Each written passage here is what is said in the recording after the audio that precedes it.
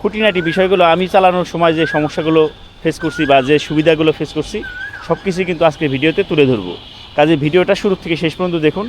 আশা করতেছি আপনি যদি একটা হুন্ডা লিভো বাইক কেনার ইচ্ছা থাকে তাহলে এই ভিডিওটা আপনার জন্য খুব কাজে দিবে। এখন আসেন যে এই বাইকটার খারাপ দিক কী কী আছে সেটাও আমি আপনাদের সামনে একটু তুলে ধরি।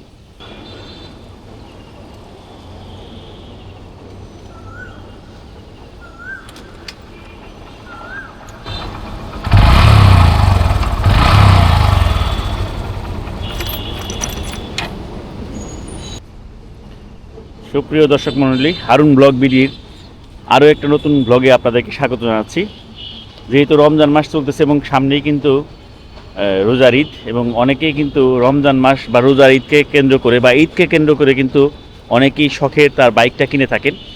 তো আমার সামনে এখন যে বাইকটা দেখতে পাচ্ছেন এটা হচ্ছে হুন্ডা লিভো। তো এটা আমি প্রায় 12,000 কিলোমিটার প্লাস চালাইছি।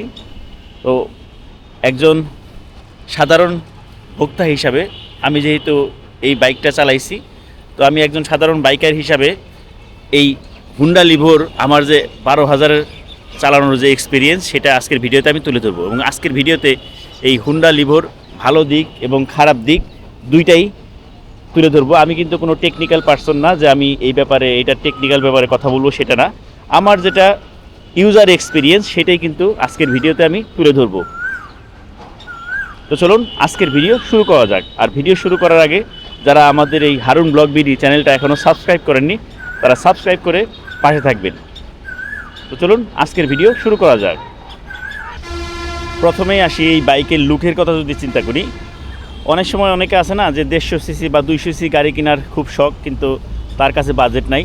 তো তার জন্য আমি মনে করি 110 সিসির এই বাইকটা একটা ভালো কাজের বাইক হইতে পারে, কারণ এটার লুকিংটা অনেক সুন্দর এবং মাস্কুলার একটা বডি আছে এবং দেখতে মোটামুটি সাধারণ লেভেলের একটা 150 সিসির বাইকের মতোই কিন্তু চেহারা। সেই দিক থেকে আপনার দুধের স্বাদ ঘুলে মেটানোর মতো ব্যাপারটা হবে আর কি। তবে এই বাইকটার কিছু কিছু দিক খুবই সুবিধার আছে, আবার কিছু কিছু দিক অনেক ঝামেলার আছে। খুঁটিনাটি বিষয়গুলো আমি চালানোর সময় যে সমস্যাগুলো ফেস করছি বা যে সুবিধাগুলো ফেস করছি সব কিছুই কিন্তু আজকে ভিডিওতে তুলে ধরবো। কাজে ভিডিওটা শুরু থেকে শেষ পর্যন্ত দেখুন। আশা করতেছি আপনি যদি একটা হুন্ডা লিভো বাইক কেনার ইচ্ছা থাকে তাহলে এই ভিডিওটা আপনার জন্য খুব কাজে দিবে। প্রথমে আসি এই বাইকটার যদি দেখাই আপনাদেরকে আমি কতটুকু চালাইছি। এখানে কিন্তু এই যে ট্রিপ মিটার দেখতে পাচ্ছেন, এখন বাজে 9টা 17। এই যে এখন এই যে আমি দেখাই আপনাদেরকে যে 12,822 কিলোমিটার কিন্তু অলরেডি আমি চালাইছি। এটাই দেখেন, এটা কিন্তু একটা সেমি ডিজিটাল একটা ড্যাশবোর্ড আছে এখানে। এই পাশেরটা হচ্ছে স্পিডোমিটার, কত কিলোমিটার বেগে এটা চলতেছে, এবং এটাকে দেখানো আছে যে আপনার 30 থেকে 50-এর মধ্যে যদি চালান তা ইকোনমি, অর্থাৎ এই সময় আপনার তেলের খরচটা কম হবে। আর এর থেকে কম বা এর থেকে বেশি চালালে কিন্তু তেল খরচটা বেশি হয়। আর এইখানে হচ্ছে দেখায় যে সময় দেখায় এবং তেল কতটুকু আছে সেটা দেখাইতেছে, এবং কত কিলোমিটার আমি এখানে চালাইছি এটা কিন্তু এখানে দেখাইতেছে যে 12,822 কিলোমিটার চালানোর এক্সপিরিয়েন্স কিন্তু আমার আছে। অর্থাৎ মোটামুটি আমি কিন্তু খুব হেভি ইউজার না। আমার এই বাইকটা প্রায় 4 বছরের মতো হয়েছে আমি কিনছি। তো এই 4 বছরে আমি কিন্তু মাত্র 12,800 কিলোমিটার চালাইছি। আর এই মুহূর্তে আমি আছি মানিকগঞ্জ বয়েজ স্কুলের খেলার মাঠে। আমার পিছনে কিন্তু দেখতে পাচ্ছেন বিশ্ব সাহিত্য কেন্দ্রের ভ্রাম্যমাণ মেলা হইতেছে, বই মেলা। তো সেটার যে বাস আছে এবং পাশে 6টা স্টল দেখতে পাচ্ছেন। এটা মূলত দুপুরের দিকে বা আরেকটু পর থেকে হয়তো খুলবে। যারা বইপ্রেমী আছে তাদের মিলন মেলা হয় এখানে। খুব ছোট পরিসরে কিন্তু তারা একটা বই মেলা করার চেষ্টা করতেছে। যাই হোক, আমরা মূল আলোচনায় ফিরে আসি। প্রথমে আমরা এই বাইকটার ভালো দিকে কথা বলি। ভালো দিকের দিকে বলতে গেলে প্রথমেই বলতে হয় যে এই বাইকটার লুকিংটা কিন্তু যথেষ্ট সুন্দর। 110 সিসির মধ্যে যতগুলো সুন্দর বাইক আছে তার মধ্যে প্রথম সারিতে যে বাইকটা থাকবে সেটা কিন্তু এই হুন্ডা লিভো। এবং পরবর্তীতে আরও বেশ কিছু বাইক চালু হয়েছে। তো কিন্তু আমি যখন কিনছি তখন কিন্তু লুকিংয়ের দিক দিয়ে 110 সিসির মধ্যে এই লিভোটাই ছিল। আর এটা হলো 1 নাম্বার দিক গেল। দ্বিতীয় হইতেছে এই বাইকটার কিন্তু তেল খরচ খুবই কম। আমি সিটির মধ্যে রাইড করেও দেখছি যে সিটিতে যখন আমি রাইড করি তখন 50-এর মতো আমি মাইলেজ এখানে পাই, 50 প্লাস মাইনাস পাওয়া যায়। কিন্তু যখনই আমি সিটির বাইরে হাইওয়েতে চালাই তখন 60 প্লাস মাইলেজও কিন্তু পাওয়া যায়। এটা হলে আপনার চালানোর উপর নির্ভর করবে, অর্থাৎ তেল খরচটা কিন্তু যথেষ্ট কম। এরপরে সুবিধা হচ্ছে খুব সুন্দর একটা ব্রেকিং সিস্টেম আছে, সামনে হচ্ছে হাইড্রোলিক ব্রেক। এটা হচ্ছে জাপানের বিখ্যাত এই যে নিশিন কোম্পানি, যে নিশিন কোম্পানি ব্রেক। তো এই বাইকটার কিন্তু ব্রেকিং সিস্টেমটা খুবই ভালো। সামনে যে হাইড্রোলিক ব্রেক দেখতেছেন এবং পিছনে হচ্ছে ড্রাম ব্রেক। তবে আমি যখন কিনছি এটাতে তখন সিবিএস ছিল না, তবে এখনকার যে লিভো বাইকটা আছে সেটাতে কিন্তু সিবিএস সিস্টেম আছে, অর্থাৎ আপনার সামনের যে ব্রেক এবং পিছনের ব্রেক দুইটা একসাথে কাজ করে, অর্থাৎ আপনি যখন পায়ে ব্রেক করবেন তখন সামনের ব্রেক এবং পিছনের ব্রেক দুইটাতেই কাজ করে। তো এই দিক থেকে কিন্তু সিবিএস থাকাতে খুব সুবিধা হয়েছে, যদিও আমার বাইকটাতে সিবিএস নাই। আরেকটা ব্যাপার হইতেছে, আমি এখানে একটা বিষয় ক্লিয়ার করি, সেটা হলো এটা কিন্তু কোনো পেইড বা প্রমোশনাল ভিডিও না। আমি মূলত আমার যে এক্সপিরিয়েন্স মনে হলো যে অনেকেই বাইক কিনতে চাই এদের আগে, তো তাদের জন্য যাতে ডিসিশন নিতে সুবিধা হয় এই জন্য কিন্তু আমি মূলত এই বিষয়টা তুলে ধরতেছি, অর্থাৎ আমার যে ইউজার এক্সপিরিয়েন্স সেটা আমি তুলে ধরতেছি। এরপর কেনা না কেনা বা কিনবেন কিনা এটা আপনার ব্যাপার, আমি আমার কাছে যে এটার যে সুবিধা এবং অসুবিধা সব কিছু তুলে ধরতেছি। এরপরে হচ্ছে এটার এই বাইকটাতে কিন্তু যথেষ্ট বড় পরিমাণের একটা সিট আছে, এই সিটটাতে অনায়াসে 2 থেকে 3 জন বসা যায়। তো এক কথায় বলতে গেলে এই বাইকটার সিটিং পজিশন বা মানে বেশ বড় একটা সিট আছে এবং এটাতে তেল সাশ্রয় খুব এবং স্টাইলিশ একটা বাইক।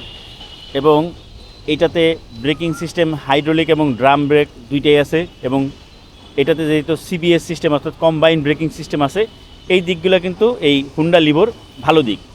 এখন আসেন যে এই বাইকটার খারাপ দিক কী কী আছে সেটাও আমি আপনাদের সামনে একটু তুলে ধরি। প্রথম কথা হইতেছে এই বাইকটা কিন্তু এটা প্রথম যে আমি অসুবিধার কথা বলবো এটা সবার জন্য প্রযোজ্য হবে না, সেটা হচ্ছে এই বাইকটার কিন্তু হাইটটা একটু বেশি, অর্থাৎ যারা আমার মতো 5 ফুট 5 ইঞ্চি বা 5 ফুট 6, 5 ফুট 4 এরকম হাইটের যদি কেউ থাকেন তাদের জন্য কিছুটা অসুবিধা হবে, কারণ এটার হাইট কিন্তু অনেক বেশি। তো এই জন্য এটা 5 ফুট 6-এর উপরে যারা আছে তাদের জন্য এটা চালানোর জন্য একটু সুবিধা হবে, কারণ এটার হাইটটা বেশি। এটা হলো 1 নম্বর অসুবিধা। দ্বিতীয় অসুবিধা আমার কাছে মনে হয়েছে যে এটার চাকাটা কিন্তু সামনের চাকা এবং পিছনের চাকা দুইটা সেম এবং চাকাটা একটু চিকন মনে হয়েছে, পিছনের চাকাটা একটু মোটা দিতে পারতো। যদিও আমি এই বাইকটা যখন কিনে কেনার সাথে সাথে এটার পিছনের চাকাটা কিন্তু আমি পাল্টাই নিয়েছিলাম, আমারটার চাকা কিন্তু যথেষ্ট মোটা, কিন্তু এই চাকা পাল্টানোর কারণে কিছুটা হলেও আপনার ব্রেকিং সিস্টেমে এটার একটা প্রভাব পড়ে। আর দ্বিতীয় হইতেছে মাইলেজও সামান্য একটু কম বেশি হইতে পারে, এই চাকা পাল্টানোর কারণে কিন্তু মাইলেজ 4-5 কিলোমিটার আপনি কম পাবেন, এটা আপনার মাথায় রাখতে হবে। তৃতীয় সমস্যা হচ্ছে এইটার যে পিছনের স্প্রিংটা খুবই হার্ড, অর্থাৎ আপনি যখন একা রাইড করবেন তখন কিন্তু যথেষ্ট ঝাঁকি আপনার খেয়াল করবেন, অর্থাৎ একটু হালকা ভাঙাচোরা রাস্তা হলে অনেক বেশি ভাইব্রেশন হয় এবং ঝাঁকি লাগে, কারণ হইতেছে পিছনের স্প্রিংটা যথেষ্ট হার্ড। যখন আমি একা চালাই তখন কিন্তু আমার কাছে খুব ঝাঁকি লাগে। পিছনে যদি 2 জন বা পিছনে 1 জন থাকে অর্থাৎ পিলিয়ন যদি থাকে তাহলে কিন্তু আবার ঝাঁকিটা খুবই কম লাগে, তখন আবার ভালো লাগে, কিন্তু একা চালাইতে গেলে একটু সমস্যা। এরপরে হচ্ছে এটার যে হ্যান্ডেলের পজিশন আমার কাছে খুব একটা ভালো লাগে নাই, লং টাইম চালাইতে গেলে হাতে কিছুটা ব্যথা করে, আমি এই বিষয়টা খেয়াল করছি। আরও যারা মানে হুন্ডা লিভো বাইক ইউজার আছেন তারা অবশ্যই আপনাদের এক্সপিরিয়েন্স শেয়ার করবেন।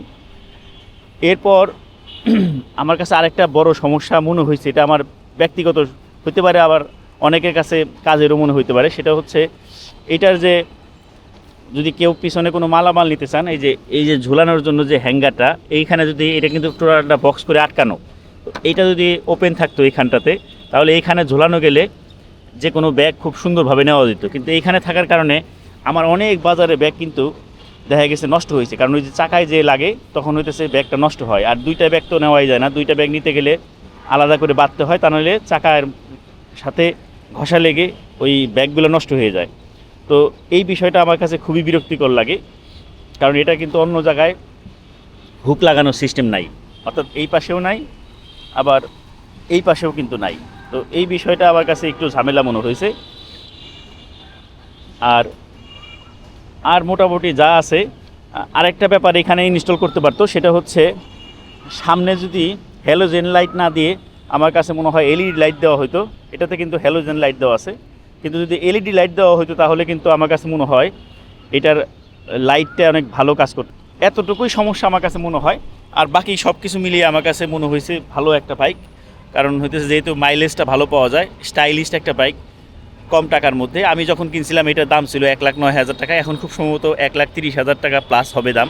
আমার অ্যাকচুয়াল দামটা মনে নাই, আপনারা কেনার আগে অবশ্যই চেক করে নেবেন। তো আজকের ভিডিওর মাধ্যমে কিন্তু এই হুন্ডা লিভো আমি 12,000 কিলোমিটার চালানোর যে এক্সপিরিয়েন্স, এটার ভালো দিক মন্দ দিক সব কিছু তুলে ধরার চেষ্টা করলাম। ভিডিওটা ভালো লাগলে লাইক, শেয়ার এবং কমেন্ট করতে পারেন। তো ধন্যবাদ সবাইকে, ভালো থাকবেন।